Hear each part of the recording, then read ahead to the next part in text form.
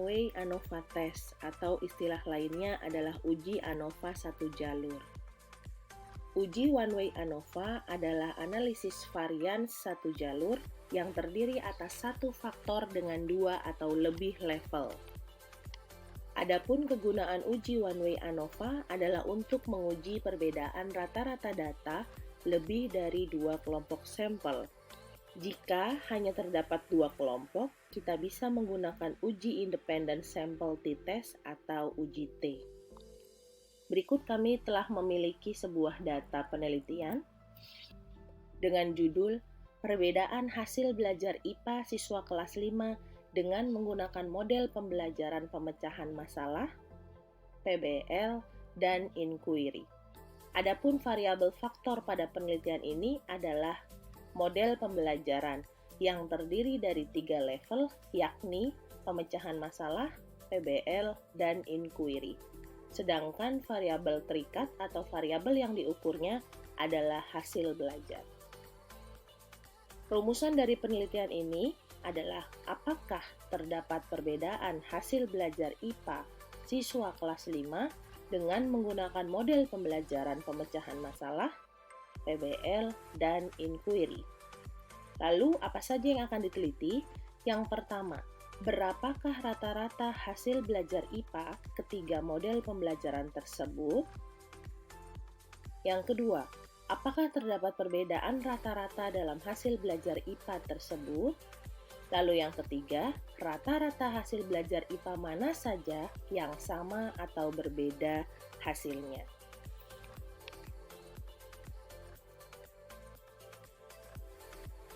Adapun hipotesis penelitian ini, H0, tidak terdapat perbedaan hasil belajar IPA siswa kelas 5 dengan menggunakan model pembelajaran pemecahan masalah, PBL, dan inquiry. Sedangkan H1-nya, terdapat perbedaan hasil belajar IPA siswa kelas 5 dengan menggunakan model pembelajaran pemecahan masalah, PBL, dan inquiry.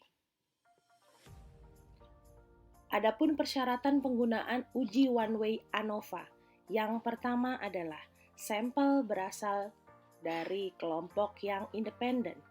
Kita dapat lihat di sini ada data hasil belajar IPA siswa kelas 5 dengan menggunakan model pembelajaran pemecahan masalah, PBL, dan inquiry. Maksud dari kelompok independen yakni datanya tidak berhubungan satu dengan yang lainnya atau sampel bersifat independen.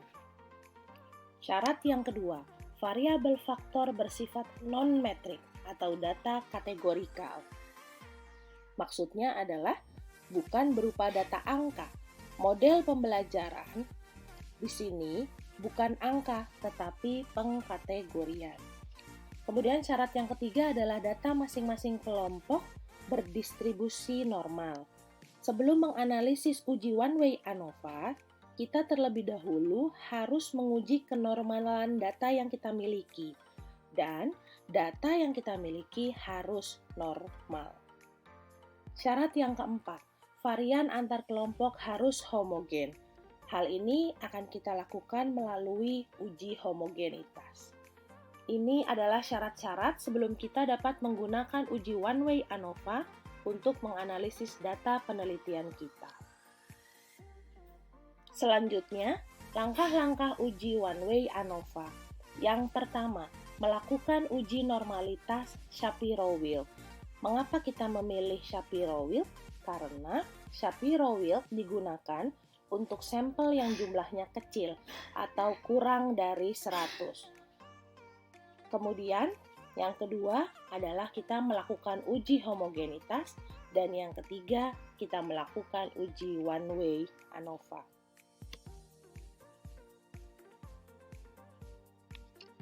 Dasar pengambilan keputusan uji normalitas.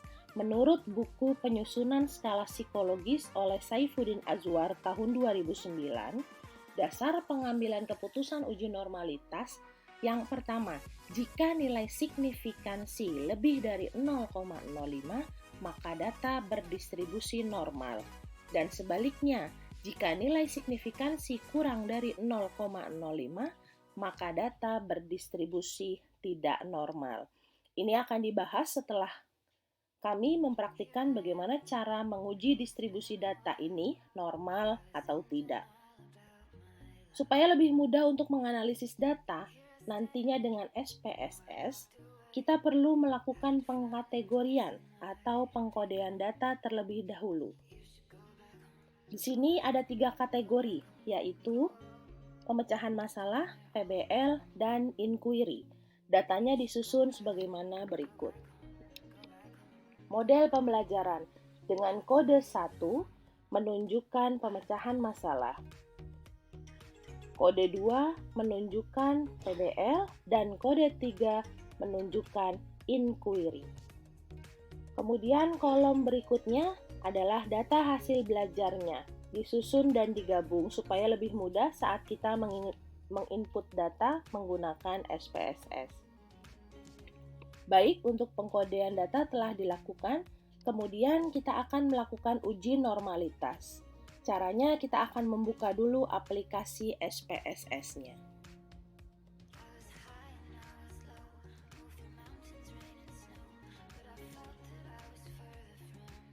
Ini adalah tampilan dari program SPSS.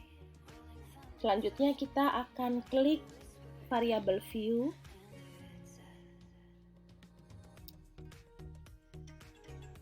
Untuk kolom name baris pertama, kita akan tuliskan X.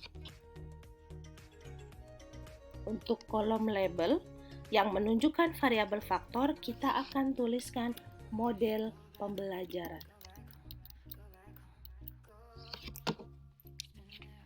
Untuk kolom values, karena tadi kita sudah mengkategorikan model pembelajaran menjadi 3 kategori, kita klik tanda titik 3 horizontal di sebelah kanan. Kemudian kita ketikkan untuk value 1, labelnya adalah pemecahan masalah.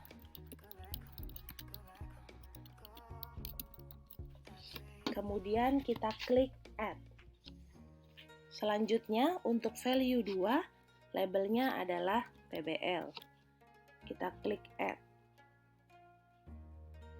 Dan untuk value 3, labelnya adalah inquiry. Kemudian kita add. Selanjutnya kita klik OK. Untuk kolom desimal, karena tidak ada angka desimalnya, maka kita pilih angka 0. Kemudian kita lanjut untuk baris kedua, di kolom name kita tuliskan huruf Y untuk variabel terikatnya. Kemudian labelnya adalah hasil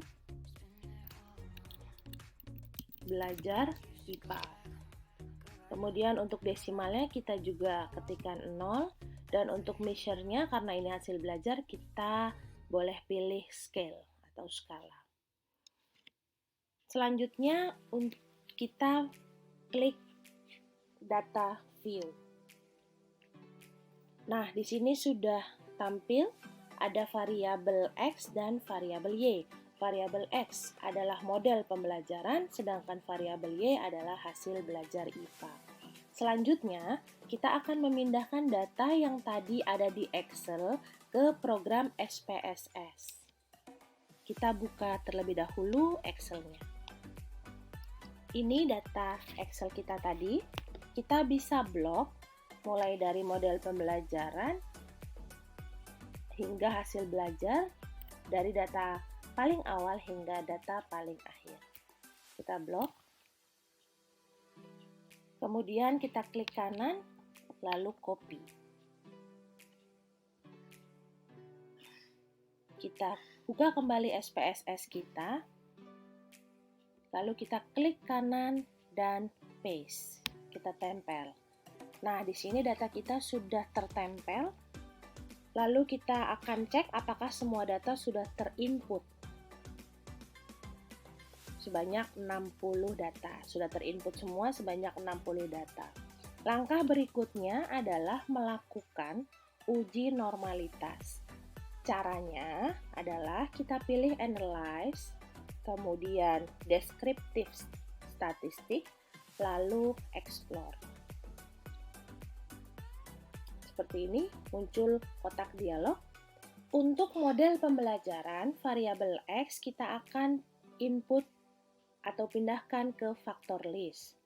Sedangkan hasil belajar variabel Y kita akan pindahkan ke dependent list. Setelah itu kita kemudian pilih plots. Karena kita ingin mencari atau menguji normalitas data kita, maka kita beri tanda centang pada normality plots with test. Kemudian kita klik OK. Continue, kita klik continue. Kemudian kita klik OK. Kita tunggu output SPSS-nya. Nah, di sini sudah muncul output SPSS-nya. Kita bisa lihat ada tabel deskriptif yang berisi tentang mean, median, variansi, standar deviasi, dan lain sebagainya. Kemudian muncul juga test of normality. Nah, ini adalah tabel yang akan kita gunakan untuk menginterpretasi atau menguji kenormalan data kita. Kita bisa sandingkan output SPSS ini dengan dasar pengujian normalitas yang tadi telah kita bahas. Dasar pengambilan keputusan uji normalitas. Jika nilai signifikansi lebih dari 0,05, maka data berdistribusi normal. Sedangkan jika nilai signifikansi kurang dari 0,05, maka data berdistribusi tidak normal.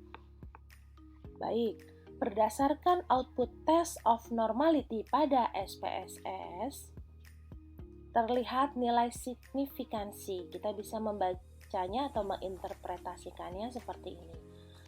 Untuk model pembelajaran pemecahan masalah, nilai signifikansinya adalah 0,477. 0,477 lebih besar dari 0,05.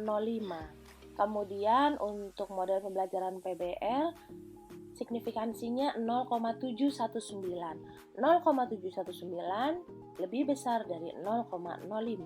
Dan untuk model pembelajaran inquiry, nilai signifikansinya 0,085. 0,085 lebih besar dari 0,05.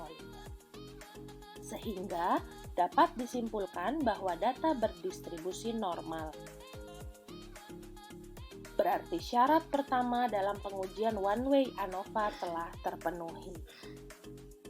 Kita bisa minimize untuk output SPSS uji normalitasnya, kemudian kita akan melakukan uji yang kedua, yaitu uji homogenitas. Kita buka kembali data SPSS kita, kemudian kita akan melakukan uji homogenitas untuk mengetahui apakah varian data ini homogen atau tidak. Di sini uji homogenitas yang akan kita lakukan dapat dilakukan secara bersamaan dengan uji one-way ANOVA. Kita klik data view, kemudian kita akan melakukan uji homogenitas sekaligus uji one-way ANOVA. Caranya adalah kita klik analyze, kemudian kita pilih compare means, lalu kita pilih one-way ANOVA. Sudah muncul kotak dialognya. Kemudian kita kembali pindahkan atau input model pembelajaran ini variabel X, kita pindahkan ke kolom vektor, dan hasil belajar IPA kita pindahkan ke kolom dependent list. Kemudian kita pilih post hoc atau uji lanjut. Di sini uji lanjut yang kita gunakan adalah Tukey. Kemudian kita klik continue. Kemudian kita pilih option. Karena kita nanti akan membaca rata-rata, maka kita bisa centang deskriptif.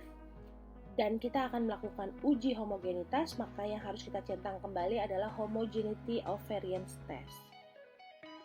Selanjutnya kita klik continue dan kita klik OK. Di sini sudah muncul untuk output SPSS-nya. Selanjutnya kita akan menginterpretasi output ini dan memahami bagaimana maknanya.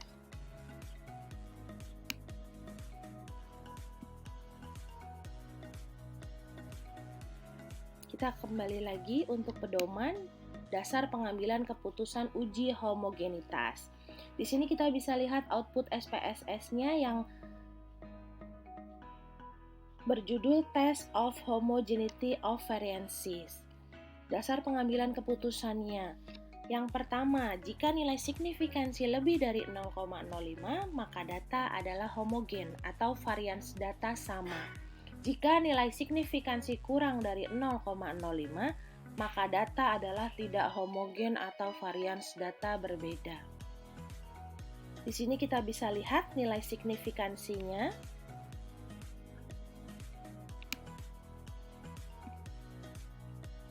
Ini nilai signifikansinya karena nilai signifikansi based on trim mean sebesar 0,441 yang lebih besar dari 0,05, maka dapat disimpulkan bahwa varian ketiga kelompok model pembelajaran yang kita bandingkan tersebut adalah sama atau homogen, sehingga asumsi homogenitas dalam uji one-way ANOVA terpenuhi. Syarat pertama dan syarat kedua sudah terpenuhi. Kemudian kita interpretasi kembali output SPSS yang telah kita lakukan untuk melihat perbedaan rata-rata hasil belajar IPA dengan menggunakan ketiga model pembelajaran. Kita bisa lihat di tabel deskriptif. Ini kita bisa lihat di tabel deskriptif.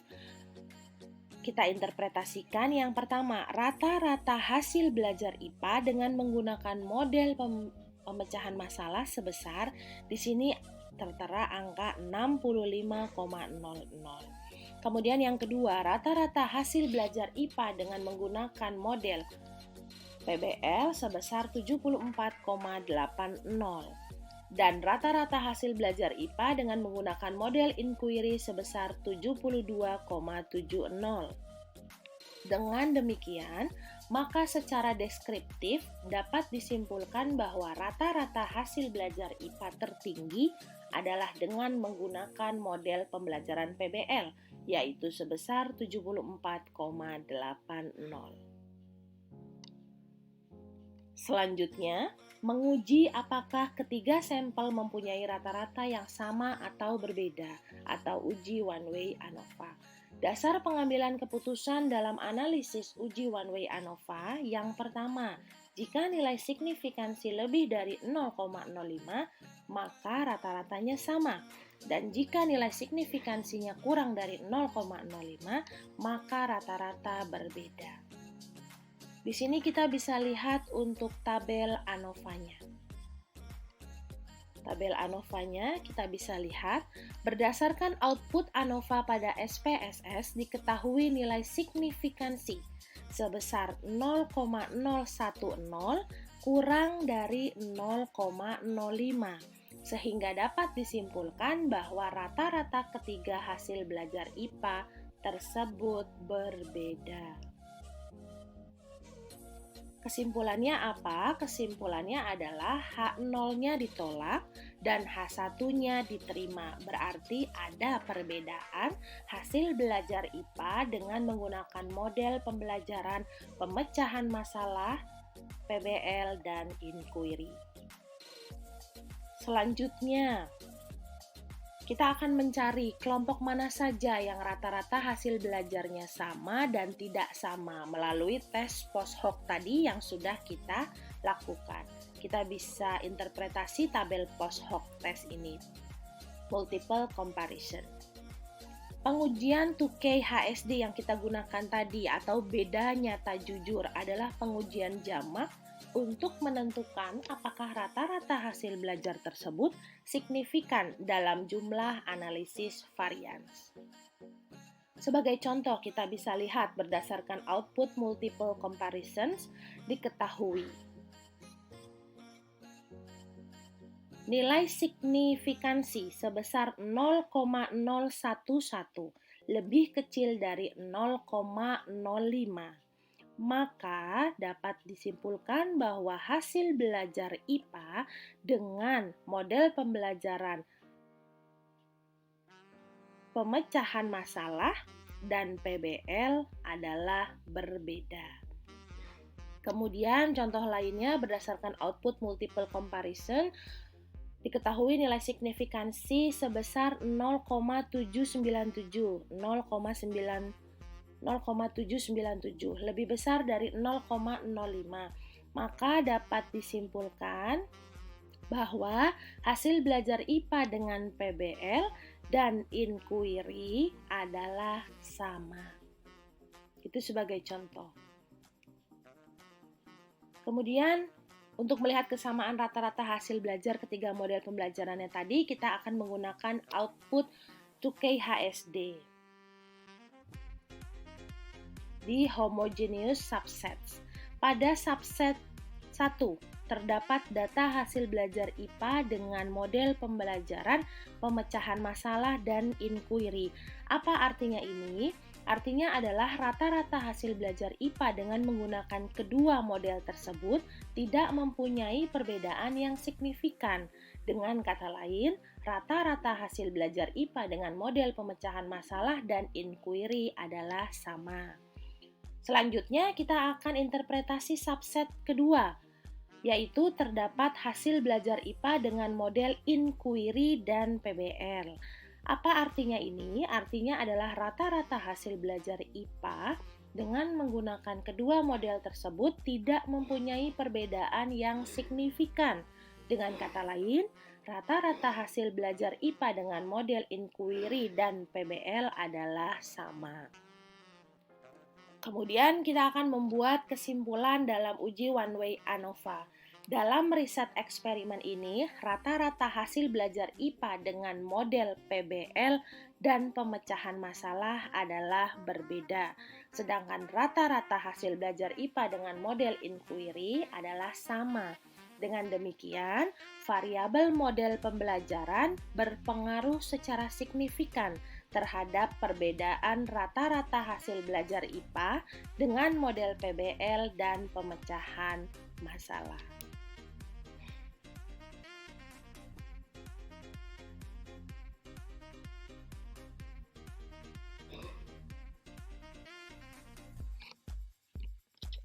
Bagaimana jika data penelitian yang kita miliki ternyata berdistribusi tidak normal? Apa yang harus kita lakukan? Uji one-way ANOVA tidak dapat dilakukan sebab asumsi normalitas tidak terpenuhi. Solusinya adalah dengan melakukan statistika non-parametrik. Statistika non-parametrik pertama kali digunakan oleh Wolfowitz pada tahun 1942. Metode ini tidak memerlukan adanya asumsi-asumsi mengenai sebaran data populasi, atau belum diketahui sebaran datanya, atau tidak perlu berdistribusi normal. Uji statistika non-parametrik yang dapat kita gunakan salah satunya adalah uji Kruskal-Wallis. Uji Kruskal-Wallis yang merupakan bagian dari statistika non-parametrik. Uji ini digunakan sebagai alternatif dari uji one-way ANOVA ketika salah satu atau seluruh sebaran datanya tidak berdistribusi normal. Uji Kruskal-Wallis bertujuan untuk mengetahui apakah terdapat perbedaan rata-rata data lebih dari 2 kelompok independen atau minimal 3 kelompok independen. Adapun syarat dilakukannya uji Kruskal-Wallis. Yang pertama, data berdistribusi tidak normal, dan yang kedua adalah skala data ordinal, interval, atau rasio. Berikut kami tampilkan data penelitian yang berjudul perbedaan hasil belajar matematika siswa kelas 5 berdasarkan gaya belajar visual, auditori, dan kinestetik. Adapun variabel faktor pada penelitian ini adalah gaya belajar yang terdiri dari 3 level, yakni visual, auditori, dan kinestetik.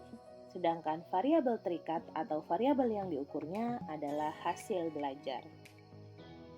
Rumusan dalam penelitian ini, apakah terdapat perbedaan hasil belajar matematika siswa kelas 5 berdasarkan gaya belajar visual, auditori, dan kinestetik?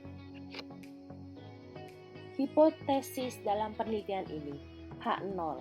Tidak terdapat perbedaan hasil belajar matematika siswa kelas 5 berdasarkan gaya belajar visual, auditori, dan kinestetik. Sedangkan H1-nya terdapat perbedaan hasil belajar matematika siswa kelas 5 berdasarkan gaya belajar visual, auditori, dan kinestetik. Baik, langkah yang pertama adalah kita harus menguji kenormalan data melalui uji normalitas. Adapun dasar pengambilan keputusan uji normalitas menurut buku penyusunan skala psikologis oleh Saifuddin Azwar pada tahun 2009, yaitu jika nilai signifikansi lebih dari 0,05 maka data berdistribusi normal, dan sebaliknya jika nilai signifikansi kurang dari 0,05 maka data berdistribusi tidak normal. Ini akan dibahas setelah kami mempraktikkan bagaimana cara menguji distribusi data ini normal atau tidak. Supaya lebih memudahkan kita untuk menganalisis data dengan SPSS, kita perlu melakukan pengkategorian atau pengkodean data terlebih dahulu. Di sini ada 3 kategori, yaitu visual, auditori, dan kinestetik. Datanya disusun sebagaimana berikut. Gaya belajar dengan kode 1 menunjukkan gaya belajar visual.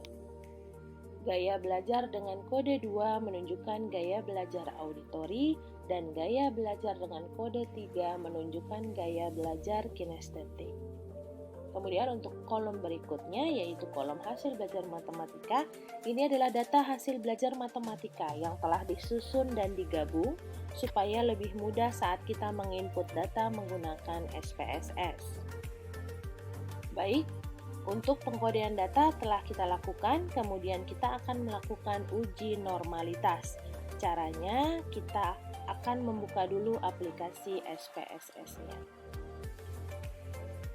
Di sini sudah tampil aplikasi dari program SPSS, kemudian untuk mengawalinya kita klik variabel view. Setelah itu untuk name yang pertama kita bisa ketikkan gaya, kemudian label gaya belajar.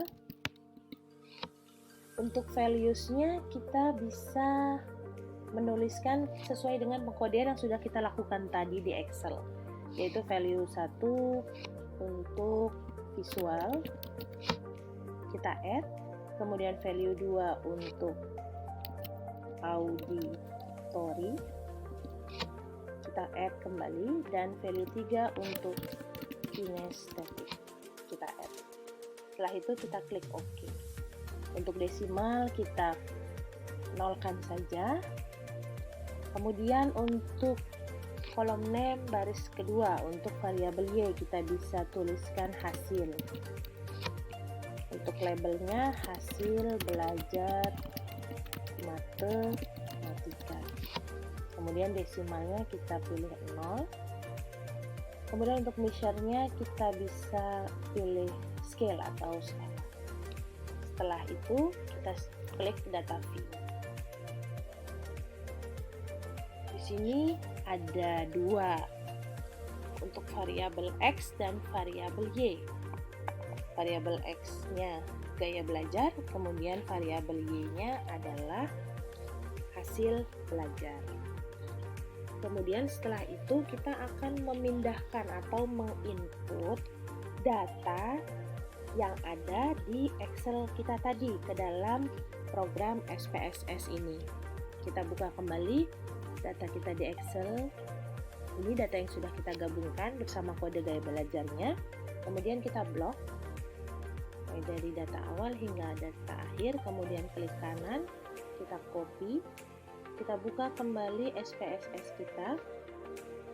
Di sini kita klik, kemudian kita klik kanan dan pilih paste. Nah, di sini sudah muncul. Kita cek data kita sudah lengkap dengan 45 data. Kemudian, setelah data kita lengkap, kita dapat mulai melakukan uji normalitas. Caranya adalah dengan kita pilih Analyze, kemudian Descriptive Statistic, kemudian kita pilih Explore. Muncul kotak dialognya, kemudian gaya belajarnya kita pindahkan ke kolom vektor, dan hasil belajarnya kita pindahkan ke kolom dependent. Kemudian kita pilih plots.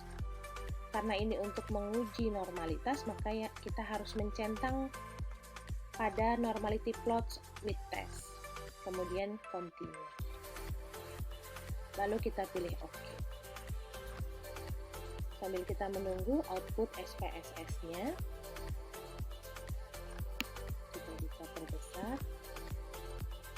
Ini muncul beberapa tabel, yaitu Case Processing Summary, Descriptive, dan Test of Normality. Kita bisa fokus kepada tabel Test of Normality. Kita kembali ke dasar pengambilan keputusan uji normalitas yang sudah kita bahas tadi. Nah, kita di sini bisa menginterpretasikan output SPSS yang sudah kita dapatkan pada kolom Test of Normality. Berdasarkan output Test of Normality pada SPSS diperoleh nilai signifikansi untuk gaya belajar visual. Untuk gaya belajar visual diperoleh nilai signifikansinya 0,003, yang mana 0,003 lebih kecil dari 0,05.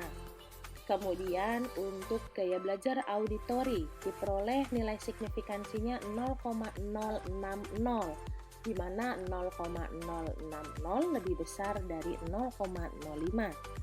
Sedangkan untuk gaya belajar kinestetik diperoleh nilai signifikansinya 0,009, di mana 0,009 lebih kecil dari 0,05. Berdasarkan dasar pengambilan keputusan uji normalitas tadi, disimpulkan bahwa data berdistribusi tidak normal karena ada sebagian sebaran data yang nilai signifikansinya lebih kecil dari 0,05, yaitu pada sebaran data gaya belajar visual dan sebaran data gaya belajar kinestetik. Maka dari itu, kita tidak dapat menggunakan uji one-way ANOVA, tetapi kita menggunakan uji statistika non-parametrik, yaitu uji Kruskal-Wallis. Bagaimana pedoman uji Kruskal-Wallis? Yaitu jika nilai signifikansi two-tailed lebih kecil dari 0,05, maka adanya perbedaan. Rata-rata hasil belajar matematika berdasarkan gaya belajar visual, auditori, dan kinestetik yang signifikan, artinya hipotesis diterima. Sedangkan jika nilai signifikansi two-tailed-nya lebih besar dari 0,05, maka tidak ada perbedaan rata-rata hasil belajar matematika berdasarkan gaya belajar visual, auditori, dan kinestetik yang signifikan, artinya hipotesis ditolak. Baik, kita lanjut untuk uji Kruskal-Wallis.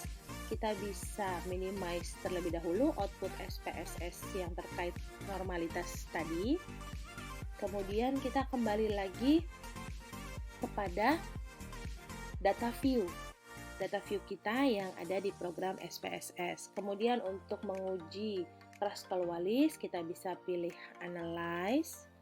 Kemudian karena ini adalah bagian dari uji statistika non-parametrik, maka kita pilih non-parametric test. Kemudian kita pilih Legacy Dialogues. dan kita pilih K independent sample, artinya sampel kita independen dan jumlahnya lebih dari 2, yaitu 3.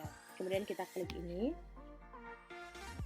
Sudah muncul kotak dialognya, kita bisa pindahkan gaya belajar, kita masukkan ke grouping variabel, dan hasil belajar kita masukkan ke tes variabel list.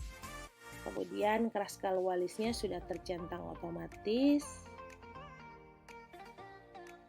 Lalu kita bisa klik di grouping variabel ini, kita klik define range. Range of grouping variabel minimumnya itu adalah 1 dan maksimumnya itu adalah 3. Mengapa 3? Karena tadi kita mengkategorikannya 3 untuk variabel faktornya, yaitu gaya belajar yang terdiri atas visual, auditory, dan kinestetik. Kemudian kita klik continue. Setelah itu kita klik OK. Ini adalah output SPSS untuk uji Kruskal-Wallis. Sekarang kita akan menginterpretasikan dari output SPSS ini, kita fokus kepada tabel tes statistik. Bagaimana kita menginterpretasikannya, yaitu didapatkan nilai significance atau detailnya sebesar 0,093, di mana nilai 0,093 lebih besar dari 0,05. Maka dapat disimpulkan bahwa tidak ada perbedaan rata-rata hasil belajar matematika berdasarkan gaya belajar visual, auditory, dan kinestetik. Artinya hipotesis ditolak.